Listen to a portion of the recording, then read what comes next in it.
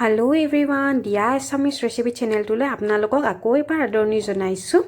আজি মই ৰঙালাওৰ আচাৰ এটা লৈ আহিছোঁ। আপোনালোকে এনেদৰে ৰঙালাওৰ আচাৰ বনাই খাই পাইছেনে? যদি খাইছে তেতিয়াহ'লে মোক এবাৰ কমেণ্ট কৰি জনাবচোন। এতিয়া আহকচোন ৰেচিপিটোলৈ আগবাঢ়োঁ।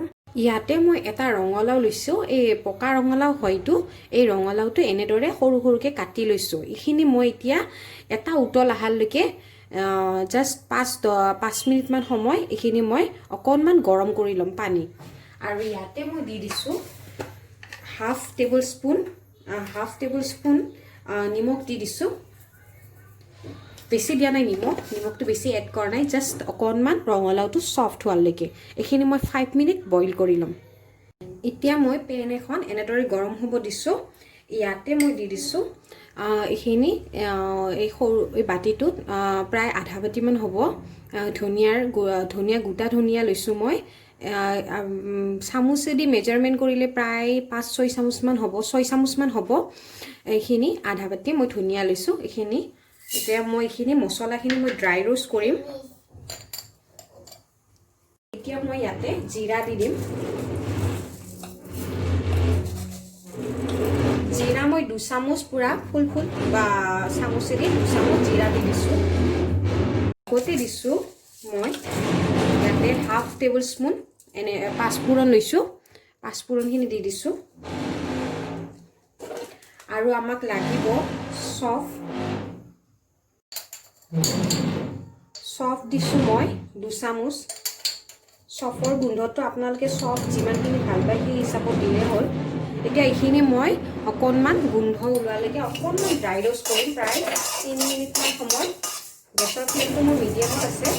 প্ৰায় 2-3 মিনিটমান সময় এইখিনি অকণমান ভাজি ল'ম। ভাজি থাকোঁতে আপোনালোকে যেতিয়া ড্ৰাই ৰোষ্ট কৰি থাকিব তেতিয়া এটা খুব ধুনীয়া গোন্ধ ওলাব মছলাখিনি। মই মছলাখিনি প্ৰায় 2 মিনিটমান সময় এনেদৰে ভাজি ল'লোঁ, ফ্ৰাই কৰি ল'লোঁ। এতিয়া এইখিনি মই অকণমান ঠাণ্ডা হ'ব দিম আৰু মছলাখিনি পিচি ল'ম। এই মছলাখিনি মই এটা মিক্সিত বাউলত এনেদৰে লৈ ল'লোঁ। এইখিনি মই পূৰা মিহিকৈ নিপিছোঁ, অকণমান গোটাকৈ ৰাখিম। আচাৰত বহুত বেছিকৈ মিহিকৈ পিচিলে খাবলৈ ইমান এটা ভাল নালাগে, অকণমান গোটাকৈ থাকিলে খাবলৈ বৰ ভাল লাগে। সেইকাৰণে মই এইখিনি অকণমান গোটাকৈ পিচি ল'ম। এইখিনি মই পানীখিনি পেলাই এনেদৰে অকণমান শুকাব দিছোঁ। আপোনালোকে পাৰিলে অকণমান ফেনৰ তলত 2-3 মিনিটমানৰ কাৰণে শুকাই ল'ব। মই মছলাখিনি পিচি ল'লোঁ। একেবাৰে খুব মিহি কৰা নাই, মই অকণমান গোটাকৈ ৰাখিছোঁ। মই কেৰাহী এখন এনেদৰে পাতি দিছোঁ। কেৰাহীখন অলপমান গৰম হ'ব দিছোঁ।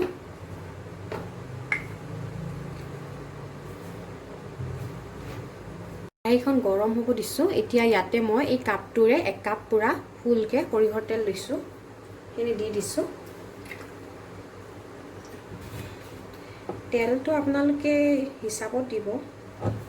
মই এটা ৰঙালাও লৈছিলোঁ আৰু এই কাপটোৰে আৰু দিছোঁ আধা কাপমান তেল। পিছত লাগিলে মই দি দিম। তেলখিনি এতিয়া মই ভালকৈ গৰম হ'ব দিম। এতিয়া মোৰ তাত তেলখিনি গৰম হৈ গৈছে। ইয়াতে মই দি দিছোঁ অকণমান সৰিয়হটো এইটো অপশ্যনেল হয়, আপোনালোকে যদি দিব বিচাৰে দিব পাৰে। মই হাফ টেবুল স্পুন সৰিয়হ লৈছোঁ, সেইখিনি দি দিছোঁ।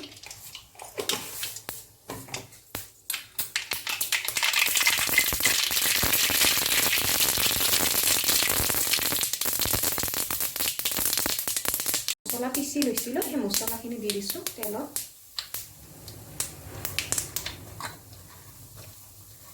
দি দিয়াৰ লগে লগে মই যিটো ৰঙালাও লৈছিলোঁ, কাটি লৈছোঁ এনেদৰে, এই ৰঙালাওটো দি দিছোঁ।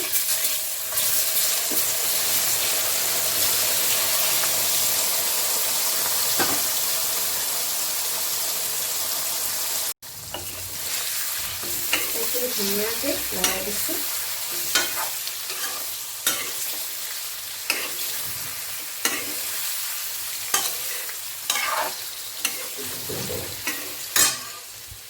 দি দিছোঁ মই হালধি 1 টেবুল স্পুন পূৰা ফুল হালধি দি দিছোঁ। আৰু নিমখটো আপোনালোকে চাই দিব। নিমখ মই প্ৰায় চামুচখনেৰে দি দিছোঁ। যদি আপোনালোকে সৰু চামুচ লয় তেতিয়াহ'লে প্ৰায় 1.5 চামুচমান হ'ব।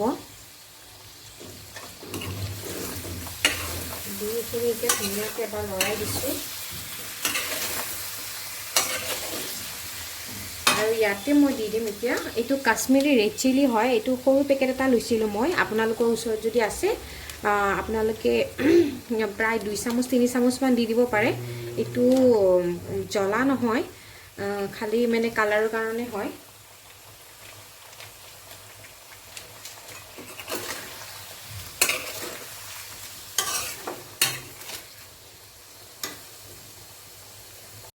ইয়াতে মই জলকীয়া লৈছিলোঁ এইকেইটা পকা জলকীয়া হয় এইকেইটা প্ৰায় 25টা মান জলকীয়া আছে এই জলকীয়াকেইটা মই দি দিছোঁ এইখিনি মই ভালকৈ লৰাই দিম এইখিনি মই প্ৰায় 3 মিনিটমান সময় ভাজি ল'ম মছলাখিনিৰ সৈতে যাতে ৰঙালাওটো অকণমান সিজি যায় বেছিকৈ সিজাব নালাগে ৰঙালাওটো অকণমান কেঁচা কেঁচা হৈ থাকিলে ভাল লাগে খাবলৈ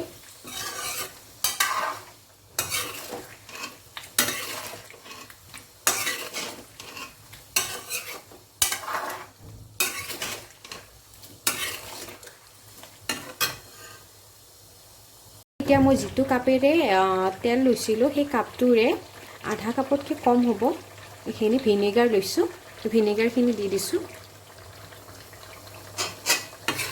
এবাৰ ধুনীয়াকৈ লৰাই দিম আপোনালোকে ভিনেগাৰৰ সলনি নেমু টেঙাও ৰসো দিব পাৰে টেঙাটোৰ কাৰণে অকণমান টেঙা হ'লে খাবলৈ ভাল লাগে আৰু নেমু টেঙা যদি ভিনেগাৰ নাই ভিনেগাৰৰ সলনি আপোনালোকে নেমু টেঙাও দি দিব পাৰে আৰু যদি ভিনেগাৰ আছে ভিনেগাৰ দি দিব